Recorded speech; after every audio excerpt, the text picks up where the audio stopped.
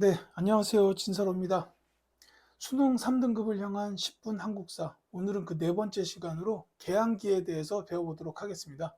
개항기는 총 두 강으로 이루어져 있습니다. 먼저 흥선대원군에 대해서 말씀드릴게요. 이 흥선대원군의 정책 중에서 가장 많이 출제되는 것들을 정리했습니다. 이 비변사 폐지했다. 이 비변사가 세도 정치 시기에 굉장히 폐해가 많았죠. 세도 가문들이 비변사를 틀어쥐고 권력을 휘둘렀습니다. 그래서 폐지시켰고요. 그 다음에 이제 경복궁을 중건했어요. 임진왜란 때 불타 없어졌는데 이제 중건 사업을 벌였고 거기서 이제 원납전을 받고 당백전을 발행했어요. 이건 이제 돈을 받은 거고 이거는 고액 화폐를 발행한 겁니다. 물가 상승에 이제 부작용이 나타나죠. 거기까지는 모르셔도 되고 이제 뭐 경복궁을 중건했다. 그리고 당백전 정도는 기억해 주시면 되겠습니다. 자, 그 다음에 이제 이때는 그 서양으로부터 침략을 좀 받았는데 이 병인 양요 이게 이제 프랑스가 다 강화도로 쳐들어왔어요.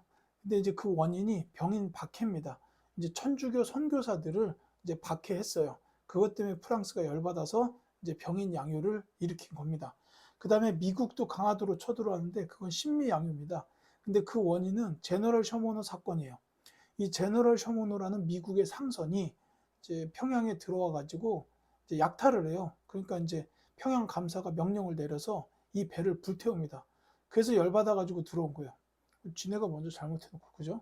자, 다음 보겠습니다. 자, 흥선대원군 시대가 끝나고 이제 고종이 직접 정치를 하면서 결국은 이제 개항을 하게 되죠.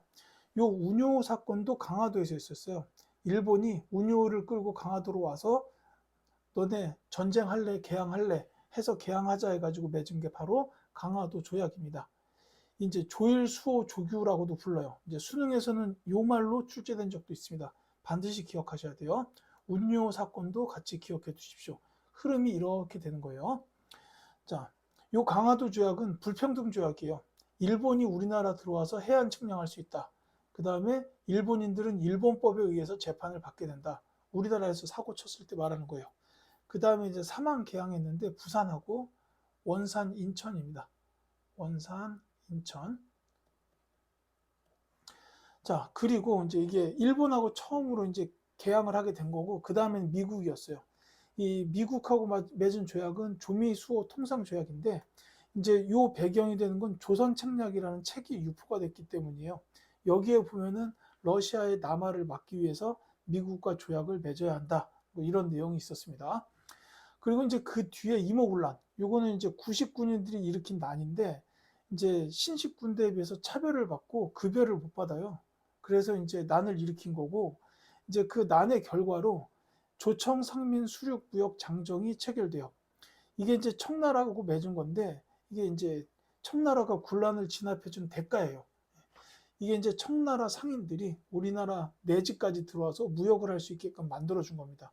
이것 때문에 이제 우리나라 상인들이 힘들어져요.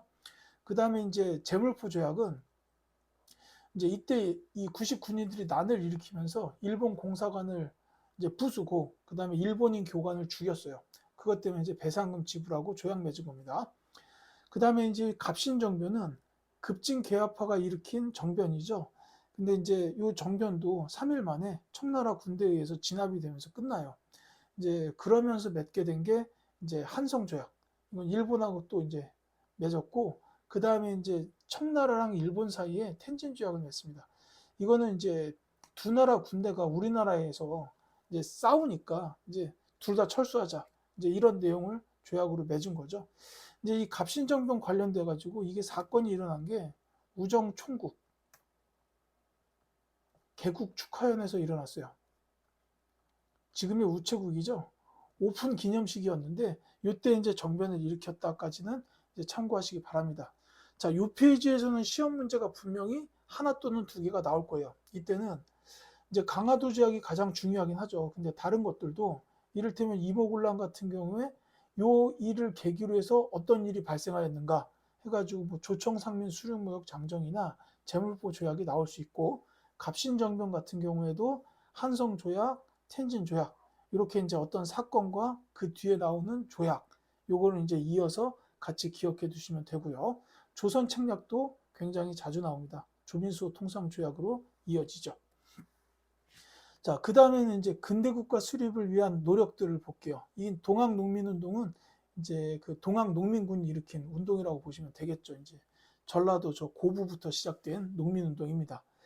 이제 흐름은 1차 운동이 있고 전주 화약이 있고 2차 운동이 있는데 요 1차 운동 때 이 전주성까지 점령을 해요. 요 농민군들이. 그러다 보니까 이제 정부에서 내려와 가지고 이제 전주에서 화약을 맺습니다.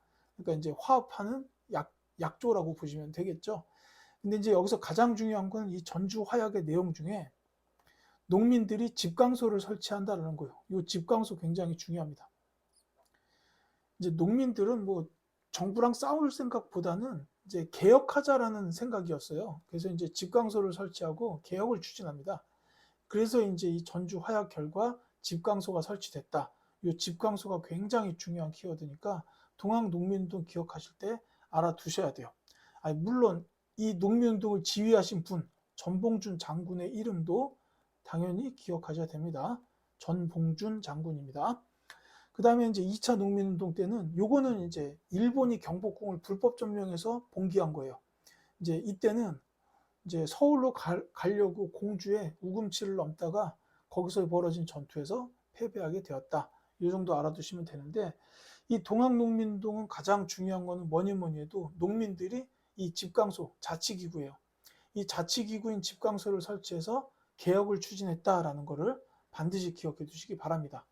그리고 이제 같은 해에 갑오개혁이 있어요. 이건 이제 일본의 압력에 의해서 벌어진 개혁인데 이때 이제 신분제가 폐지되고 재판소가 설치되고 교육 입국조서가 반포되고 이제 이런 내용을 홍범 14조로 정리해서 고종이 조상들한테 고합니다. 그래서 이제 이런 말들이 키워드가 되는데 이제 여기다 안 써놨지만 과거제도 폐지돼요. 신분제가 폐지됐으니까 이제 뭐 과거제도 폐지가 된 건데 이제 몇천 년 동안 이어져 내려온 요 신분제가 드디어 이때 폐지가 된 거죠. 그리고 이제 재판소, 이제 사법권 독립이에요. 이런 키워드들을 기억해 두시면 되겠고, 그 다음에 요 교육 입국 조서에 의한 영향으로 한성 사범학교. 이게 이제 지금과 비슷하게 뭐 소학교가 설립이 되는 이제 그런 걸 규정을 했어요. 그러니까 거기 선생님들이 필요하니까 선생님들의 교육기관이 필요했던 거예요. 그게 이제 한성 사범학교다라는 거고, 그 다음에 이제 을미기역이 그 뒤이어서 일어나는데 이거는 을미사변. 이제 일본이 명성황후를 죽여버리죠. 예. 그 일이 있은 후에 일본의 압력에 의해서 단행이 돼요. 그리고 이제 이때 중요한 키워드는 단발령. 머리 잘라라. 근데 이제 이거는 이제 엄청난 반발에 부딪히죠. 그래서 이제 나중에 고종이 이 단발령을 철회하게 됩니다. 자, 그 다음에 이제 을미사변 말씀드렸는데 고종은 계속 일본으로부터 내가 죽는 거 아닐까라는 신분의 위협을 느껴요. 이제 그걸 배경으로 해서 결국 러시아 공사관으로 피신을 합니다. 이 고종은 원래부터 러시아를 이용해서 일본을 계속 이제 세력을 누르려고 노력을 했었어요. 그래서 이제 그 정치적인 의도도 분명히 있었습니다.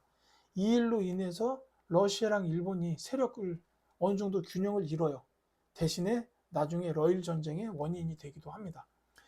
근데 이제 뭐 요거는 시험에 그렇게 많이 나오는 편은 아니고 뒤에 이 독립협회 중요하죠. 이 아관파천 기간에 활동했던 우리나라 최초의 시민단체입니다. 여기서 했던 가장 중요한 일이 뭐냐면 러시아의 전용도 조차 요구. 이건 이제 부산의 영도예요. 조차라는 건 이제 빌려달라라는 건데 이제 이 섬을 빌려달라고 요구한 거예요. 러시아가. 이제 거기다 뭐 이제 나무 같은 거 실어놨다가 배 지나갈 때 이제 여기 들려서 연료 싣고 가고 이러려고 섬 빌려달라 한 건데 이 요구를 저지시킵니다.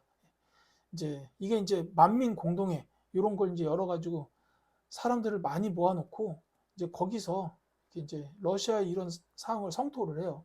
그래서 저지시켰죠.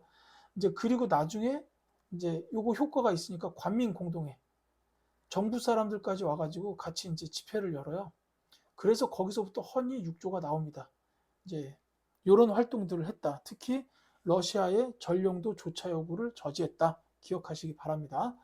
그 뒤로 이제 대한제국이 수립되는데 이때는 이제 고종이 황제가 되면서 대한국 국제를 반포해요.